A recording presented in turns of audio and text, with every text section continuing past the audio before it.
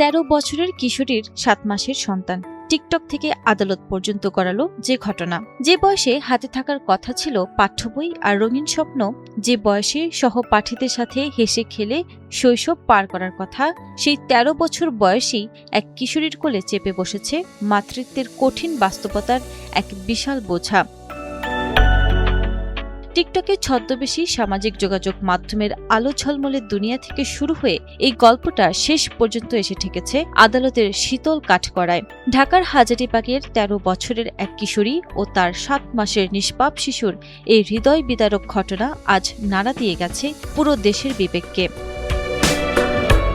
গল্পটার শুরুটা ছিল সাধারণ এক পরিচয়ের মাধ্যমে। তখন সে মাত্র 6ষ্ঠ কিংবা 7ম শ্রেণীতে পড়ে, বয়স 11 বছর। অবুঝ মনে ভালোবাসা আর স্বপ্নের গল্প বুনেছিল শাকিল নামের 22 বছরের এক যুবক।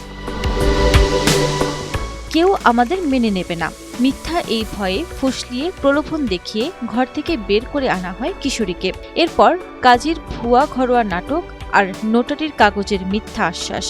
সরল বিশ্বাসে এক অবুঝ শিশু ভেবেছিল এটি হয়তো তার সংসার, কিন্তু রূপকথার মতো দেখতে সেই জীবনটা যে আসলে এক বিভীষিকাময় প্রতারণার জাল ছিল তা বুঝতে তার আর বাকি থাকেনি। আমাকে নানা কথা বলে ফুসলিয়ে নিয়ে গিয়েছিল, ভেবেছিলাম বিয়ে হয়েছে, কিন্তু পরে জানলাম নোটারির সেই কাগজের কোনো দামই নেই। ওরা আমার ওপর শারীরিক নির্যাতন করত, বালিশ চাপা দিয়ে মেরে ফেলতে চেয়েছিল। সন্তান হওয়ার পর আমাকে বের করে দিল। আমি আজ সব হারিয়ে শুধু আমার এই বাচ্চাটাকে কাছে পেতে চাই। গর্ভধারণের পর নির্যাতন, অপমান আর শেষে নিজের বুকের ধন 7 মাসের কোল ঘেঁষা সন্তানকে কেড়ে নিয়ে বাড়ি থেকে বের করে দেওয়া, সব সহ্য করে অবশেষে আদালতের দুয়ারে এসে দাঁড়ায় এই কিশোরী। ঢাকার জেলা লিগ্যাল এইড অফিসারের নির্দেশে অবশেষে নিজের বুকের মানিককে ফিরে পেয়েছে 13 বছরের এই মা। কোলে যখন অবুঝ শিশুটি মুখ গুজেছিল তখন হয়তো কিছুক্ষণের জন্য সব যন্ত্রণা ভুলতে পেরেছিল সে, কিন্তু লড়াইটি কি এখানেই শেষ? না, এখনো চলছে সন্তানের স্থায়ী অভিভাবকত্বের প্রশ্ন, চলছে তথাকথিত বিয়ের বৈধতার আইনি লড়াই।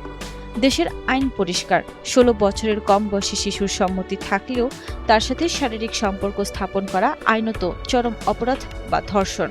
আইনজীবী ও বিচারিক কাঠগড়ায় এখন বিচার অপেক্ষা করছে এই প্রতারণা ও বাল্যবিবাহের পেছনে থাকা অপরাধীদের।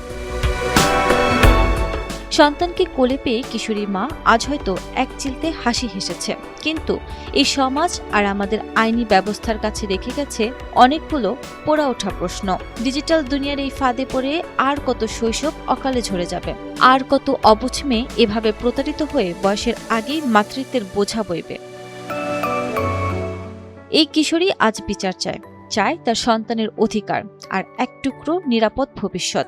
আগামী শুনানিতে হয়তো আদালত ঠিক করবে সন্তানের ভবিষ্যৎ, কিন্তু নষ্ট হয়ে যাওয়া এক শৈশবের বিচার কি কোনোদিন সম্পূর্ণ হবে?